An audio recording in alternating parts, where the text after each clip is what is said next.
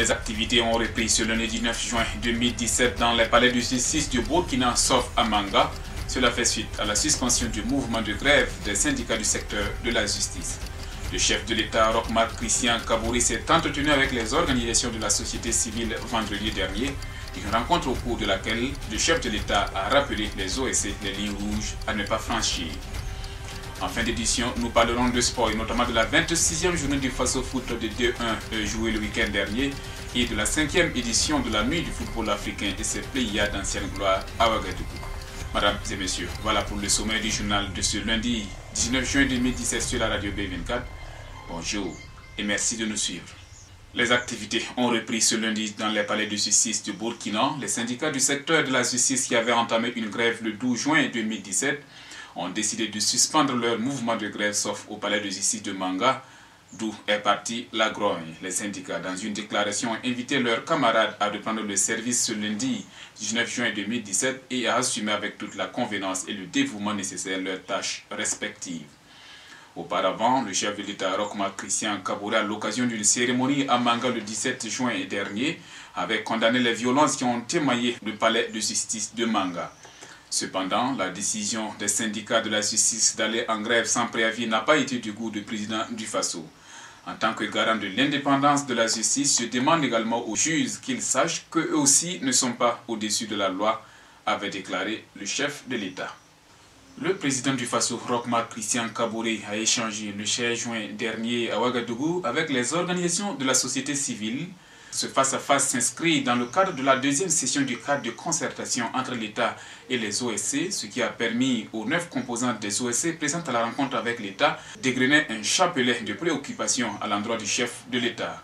Le président du Faso a saisi l'occasion pour rappeler les OSC la ligne rouge à ne pas franchir et leur invitant de se tenir dans leur rôle.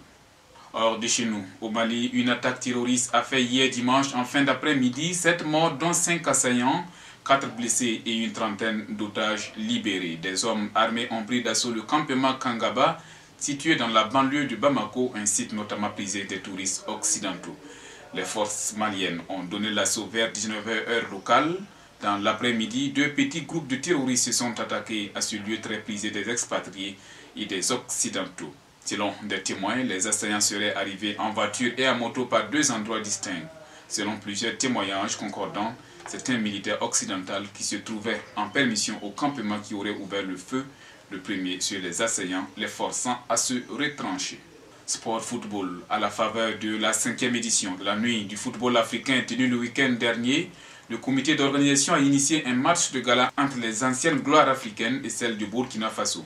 L'équipe burkinabé menée par des joueurs comme Mamadou Zongo Bebeto, Kassoum Ouedraogo Diziko, Amado Traoré dit le Rouquin s'est imposé 5-2. Malgré tout, le public s'est fait plaisir en voyant plusieurs générations de footballeurs africains s'affronter et montrer qu'ils avaient encore de bons restes. Rigobert Song, victime d'une crise cardiaque il y a quelques temps, a fait une apparition remarquée. Il a reçu les ovations appuyées du public au stade Issoufou Joseph Konombo. Pour le promoteur de la compétition Yves Savadogo, ce match de gala a permis de faire de Ouagadougou la capitale du football africain le temps d'un week-end. A noter qu'à l'occasion de cette nuit du football africain, certaines anciennes gloires ont été distinguées, parmi lesquelles le Burkinabé Joseph Kabore d'ISAP Olympique. Ces anciennes gloires ont été reçues en audience par le président du Faso, Roch-Marc Christian Kabore, dimanche, en milieu de journée. À l'issue de l'audience, le porte-parole des anciens footballeurs, le Camerounais Joseph Antoine Bell, a expliqué que cet entretien avec le chef de l'État burkinabé n'a pas été une rencontre entre un admirateur et des idoles, mais plutôt une rencontre pleine de symboles, en ce sens que le chef de l'État a dit à la délégation à toutes ses gloires tout le bien que le peuple pense d'elle, et ce faisant, il a démontré que sa réception était absolument sincère et qu'un bienfait n'est jamais perdu. La suite de l'actualité sportive, la 26e journée de Faso Foot de D1 a livré son verdict hier dimanche.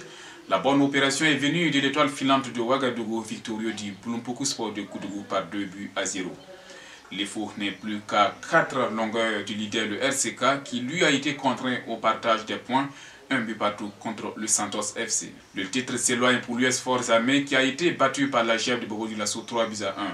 Bonne opération aussi pour Raimo FC qui est allé dicter sa loi au Majestic Sporting Club de Saponé 3-1. La rencontre des mal classés COSAF Isco a tourné à l'avantage de l'équipe de Banfora, 1-0. Le RCB et l'AS Police ont fait jeu égal 2 buts partout et l'AS Fayinga a été dominé par l'AS Sonabel par 2-1. À l'issue de cette 26e journée, le RCK est toujours en tête, mais désormais menacé par l'EFO qui est en train de réaliser une bonne seconde partie du championnat. 4 points séparent désormais les deux équipes. Voilà, mesdames et messieurs, c'est ici que s'arrête l'actualité de ce jour sur la radio B24. Merci à vous tous qui l'avez suivi. À très bientôt pour d'autres sessions d'information. Au revoir.